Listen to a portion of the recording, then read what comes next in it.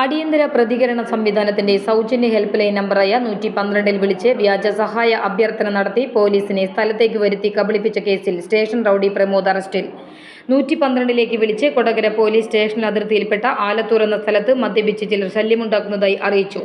ഉടൻ തന്നെ ഈ വിവരം നൈറ്റ് പെട്രോളിംഗ് ഡ്യൂട്ടിയിലുള്ളവരെ അറിയിച്ചത് പ്രകാരം Kodakara police station SI Binoy Mathew വിവരത്തിൽ പറഞ്ഞ സ്ഥലത്തെത്തി അന്വേഷിച്ചതിൽ അത്തരത്തിലുള്ള സംഭവങ്ങളൊന്നും കാണാത്തതിനെ തുടർന്ന് വിവരം നൽകിയ ആളുടെ മൊബൈൽ നമ്പറിൽ വിളിച്ചു. ഫോണെടുത്ത പ്രതി താൻ റെയിൽവേ പോലീസാണെന്ന് പറഞ്ഞ് തെറ്റിദ്ധരിപ്പിക്കുകയും അവിടെ മദ്യവിൽപ്പനയുണ്ടെന്നും നിങ്ങളത് പിടിക്കണമെന്നും പറയുകയുമായിരുന്നു. തുടർന്ന് അന്വേഷിച്ചതിൽ അത്തരത്തിലൊരു യാതൊരു സംഭവങ്ങളും സ്ഥലത്ത് കാണപ്പെട്ടില്ല. കളവായ വിവരമാണ് ലഭിച്ചതെന്ന് ബോധ്യപ്പെട്ടതിനെ തുടർന്ന് കൊടകര പോലീസ് സ്റ്റേഷൻ റൌഡി ലിസ്റ്റിൽ പേരുള്ള കൊടകര ആനന്ദപുരം ആലത്തൂർ സ്വദേശി കണ്ണമ്പള്ളി വീട്ടിൽ പ്രമോദിനെയാണ് തൃശൂർ റൂറൽ ജില്ലാ പോലീസ് മേധാവി B. കൃഷ്ണകുമാർ IPSന്റെ നേതൃത്വത്തിൽ അറസ്റ്റ് ചെയ്തത്. പ്രമോദ് കൊടകര പോലീസ് സ്റ്റേഷൻ പരിധിയിലെ ഒരു വധശ്രമ കേസിലും 2 അടിപിടി കേസുകളിലും ലഹരിക്കടിമപ്പെട്ട് പൊതുജനങ്ങളെ ശല്യം ചെയ്ത 2 കേസുകളിലുമടക്കം 5 ക്രിമിനൽ കേസുകളിൽ പ്രതിയാണ്.